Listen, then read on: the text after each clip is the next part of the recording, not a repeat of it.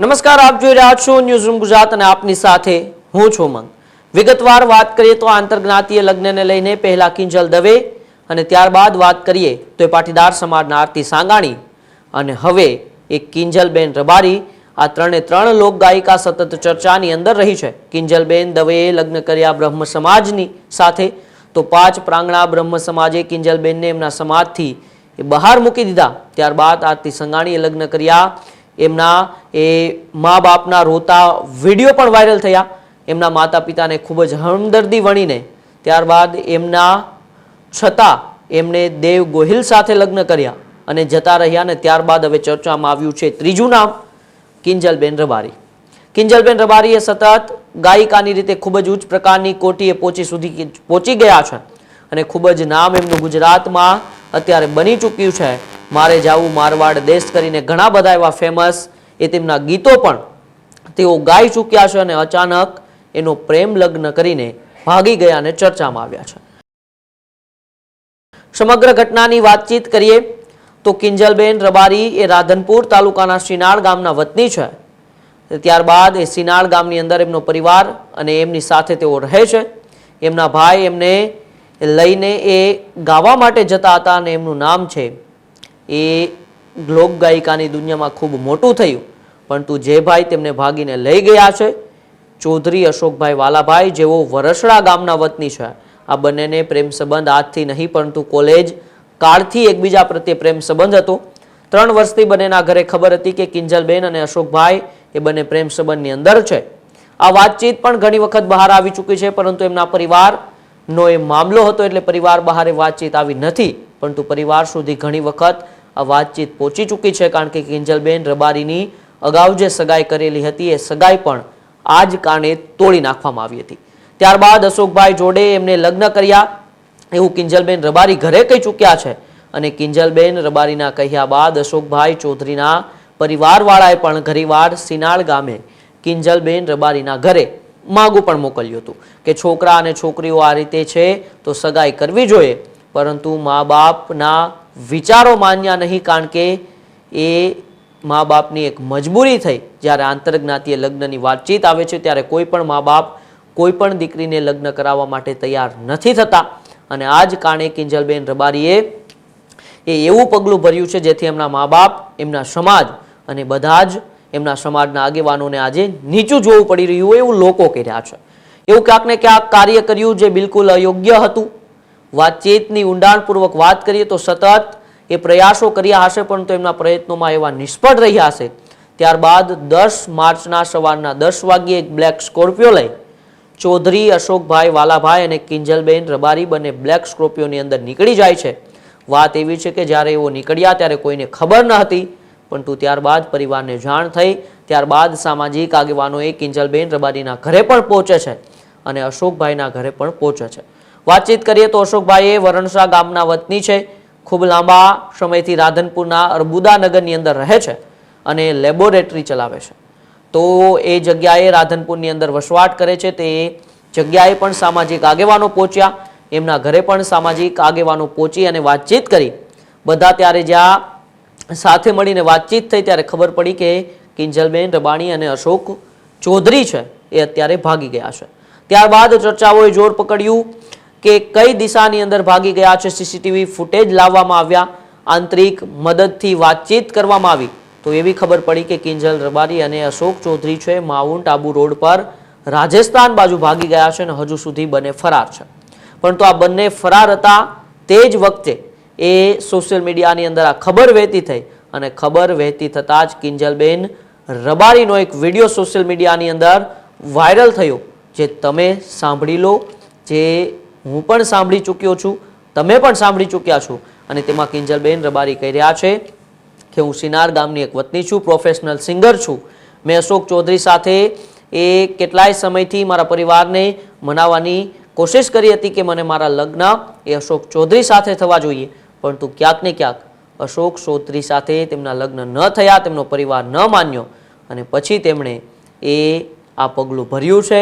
એમના જીવને જોખમ છે એટલે એડવોકેટનો સંપર્ક કરી તેમજ મારા પતિના જીવને પણ જોખમ છે આવી વાત એ કિંજલ રબારીએ એ સોશિયલ મીડિયાની અંદર જે વિડીયો વાયરલ થયો એ વિડીયોની અંદર તેમણે કરી. મિત્રો, તમે સાંભળ્યું કિંજલબેન રબારી એ કહી રહ્યા છે કે અમે જે ભાગી ગયા એના માટે અમે ખુદ જવાબદાર છીએ. મારા માતા પિતાએ વસ્તુ પર મનાવવાની કોશિશ કરી પરંતુ એવો ન માન્યા અને તેને લઈને અત્યારે મેં લગ્ન કર્યા છે. મારા પતિદેવને ધમકીઓ મળી રહી છે અને અમે પોલીસ પ્રોટેક્શન માગી રહ્યા છીએ. જો કાયદાકીય રીતે કોઈ પણ વ્યક્તિ કોઈ પણ જગ્યાએ લગ્ન કરે તો એ લગ્ન કરવાની અને કાયદાકીય રીતે છૂટ આપેલી છે. પરંતુ વાત એ છે કે જ્યારે એમના મા બાપ કોઈ પણ વ્યક્તિના મા બાપ એ જ્યારે ન માનતા હોય ને મા બાપની મંજૂરી ન હોય તો મારું એવું માનવું છે કે લગ્ન કરવા જોઈએ નહીં. કારણ કે કાયદો હાથમાં લેવાની કોઈની પણ છૂટ નથી. પરંતુ કાયદો તમે એ કાયદાની રીતે છે એટલે કાયદો કાયદાનું કામ કરે છે. કોઈ કશું કરી નાખ્યું, કોઈનું ધમકાવવું કે કોઈનું ડરાવવું એ પણ ખૂબ ખોટી વાત છે. કારણ કે એવું ન કરવું જોઈએ. પરંતુ જે વ્યક્તિઓ પ્રેમ લગ્ન કરતા હોય છે, જે વ્યક્તિઓ આવા લગ્ન કરતા એમને કમસે કમ એમના મા બાપનું વિચારવું જોઈએ. એમાં મા બાપની આમાં મંજૂરી છે કે નહીં એ વસ્તુ પણ તેમને વિચારવી જોઈએ. આજ માટે સરકારે હમણાં કાયદો લાવવાનું જે કામ કર્યું છે. જો કે સરકારનો જે કાયદો આવવાનો છે એ કાયદો જે રીતે ઇમ્પ્લિમેન્ટ થવાનો હતો કે મા બાપના મંજૂરી વગર પ્રેમ લગ્ન થવા જોઈએ, પરંતુ એ રીતે ઇમ્પ્લિમેન્ટ થતો હોય એવું લાગી રહ્યું નથી. કારણ કે આ સ્વતંત્રતાનો એ જે સમાનતાનો અધિકાર છે એ આપણને જે મળેલો છે અને જે અધિકાર મુજબ કોઈ પણ વ્યક્તિ કોઈ પણ જગ્યાએ લગ્ન કરી શકે છે. જેથી એ કાયદો ઉપર જેવી એ કોઈ રોકટોક આવી શકે એવું લાગતું નથી. વાતચીત એવી હતી કે અરજીના માધ્યમથી ઘરે જાણ કરી શકાય છે. ઘરે જાણ કરાયા બાદ એ લગ્ન થઈ શકે છે. પરંતુ કિસ્સાની અંદર તો એવું થાય છે કે ઘરે જાણ જ હતી, બંનેના ઘર પરિવારના લોકો પણ જાણતા હતા, લોકો એ આ વાત પણ જાણતા હતા, પરંતુ ક્યારે પણ કોઈ પણ સામાજિક ઘટના ઘટે અને જ્યારે આ રીતનો એ રોષ વ્યાપે છે એટલે કે કોઈ પણ સમાજની અંદર જ્યારે દીકરો કોઈ પણ બહાર જગ્યાએ લગ્ન કરે છે ત્યારે સ્વાભાવિક વસ્તુ છે કે સમાજ અને મા બાપ એ ખૂબ જ કષ્ટદાયક છે. જે આ ઘટના ઘટે છે એ ખૂબ કષ્ટદાયક અને ખૂબ જ દુઃખદાયક ઘટના બને છે. પરંતુ અત્યારના આધુનિક જમાનાની અંદર આ પ્રકારના લગ્નો એ દીકરા દીકરીઓ કરી નાખે છે અને જેની અંદર એ બાળકો સહેજ પણ એ વસ્તુ નથી વિચારતા હોતા કે આપણા મા બાપ આપણા સમાજ ઉપર શું વિચારશે. પરંતુ સાથે સાથે મિત્રો એ પણ જોવાનું છે કે જ્યારે કોઈ સમાજનો દીકરો હોય એ સમાજની દીકરી લાવે ત્યારે સમાજની પણ એ ફરજ બને છે કે સમાજની દીકરી છે એને પણ એના પણ સોફ્ટ કોડ ન રાખવો જોઈએ. પરંતુ આપણા સમાજની વિચારધારા અત્યારે એવી બની ગઈ છે કે દીકરાએ બહાર લગ્ન કર્યા, કારણ કે જો દીકરી એ સમાજ બહાર લગ્ન કરે તો ખોટું છે અને દીકરો સમાજ બહાર લગ્ન કરે તો એ કંઈ ખોટું નથી. બહારના સમાજની અંદર લગ્ન કરે છે તો એ કષ્ટદાયક હોવું જોઈએ. આપણા સમાજની દીકરી જ્યારે બહાર લગ્ન કરે આપણને જે પીડા થાય છે ત્યારે કોઈ પણ સમાજની દીકરી બહાર લગ્ન કરે ત્યારે એ સમાજને પણ પીડા થતી હોય છે અને મા બાપને પણ પીડા થતી હોય છે. બધી વાતો આપણે સમજવી પડશે.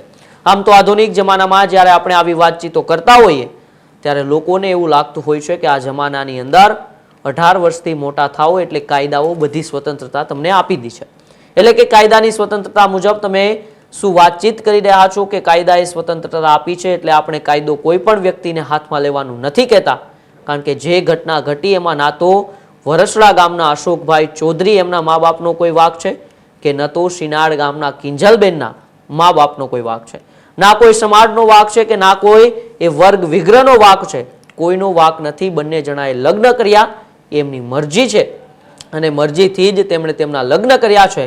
એ કાયદાકીય તેમને સ્વતંત્રતા પણ આપેલી છે. પરંતુ વાત એવી છે કે શું કાયદાકીય રીતે સ્વતંત્રતા આપેલી હોય એટલે આપણે કોઈ પણ સાથે લગ્ન કરીને કાંઈ પણ કરી શકીએ? કાયદો તો આપણને એવું પણ નથી કહેતો કે ઘણી બધી વસ્તુઓ એવી છે જે કાયદાની અંદર રહીને તમે કરો પરંતુ એ સભ્ય સમાજની અંદર શોભતી નથી. કારણ કે આપણે એ સભ્ય સમાજની અંદરથી આવીએ છીએ જ્યાં વર્ષોથી એ સમાજની પરંપરા જળવાયેલી છે.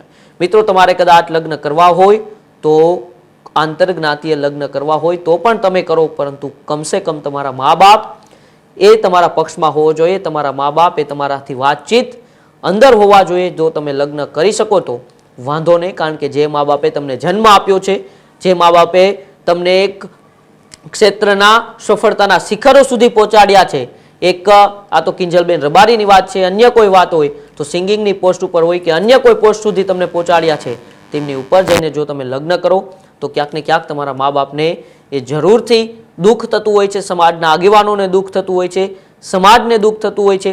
આવી દીકરીઓને આગળ લાવવા 100 વાર એ સમાજના આગેવાનો પણ વિચારશે કે જો કાલ સવારે આ દીકરીઓ સમાજ વિરુદ્ધ જઈને જો લગ્ન કરશે તો પછી સમાજને જ ક્યાંક ને ક્યાંક એ નીચું જોવું પડશે. આવા અનેક સવાલો હવે અત્યારે આ એક બાદ એક જે 3 ઘટનાઓ સામે આવી એ 3 ઘટનાઓથી ઉઠી રહ્યા છે. જોવાનું રહેશે કે આ કિંજલ રબારીનો જે આંતરજ્ઞાતીય લગ્નનો જે વિવાદ છે એ વિવાદ હવે આ મામલે કોઈ પણ પ્રકારની નવી જવાબદારી કે નવી માહિતી એ જેમ જેમ આવતી રહેશે તેમ તેમ અમે તમારા સુધી એ પહોંચાડતા રહેવાના છીએ. પણ તો જોવાનું રહેશે કે હવે આવનારા સમયમાં કિંજલ રબારીના આંતરજ્ઞાતીય લગ્નનો જે વિવાદ છે વિવાદ કેટલું મોટું વિકરાળ સ્વરૂપ ધારણ કરે છે.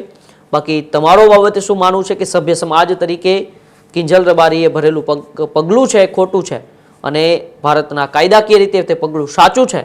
આ બંને બાબતે તમારું શું માનવું છે મારા ડિજિટલ સેક્શનના કોમેન્ટ બોક્સમાં અચૂકથી જણાવજો. અને હા, ફરી એક વખત હજુ સુધી તમે અમારી ન્યૂઝરૂમ ગુજરાતની ચેનલને સબસ્ક્રાઇબ નથી કરી તો ત્યારે જ કરી લેજો. આવી જ નવી માહિતી સાથે અમે તમારા સુધી આવતા રહેવાના છીએ. ત્યાં સુધી જોતા રહેજો ન્યૂઝરૂમ ગુજરાત. નમસ્કાર. ત્યારે જ ન્યૂઝરૂમ ગુજરાતની યુટ્યુબ ચેનલને સબસ્ક્રાઇબ કરો અને ઇન્સ્ટાગ્રામ અને ફેસબુક પર ફોલો કરો. અપડેટ રહો, સત્યની સાથે રહો.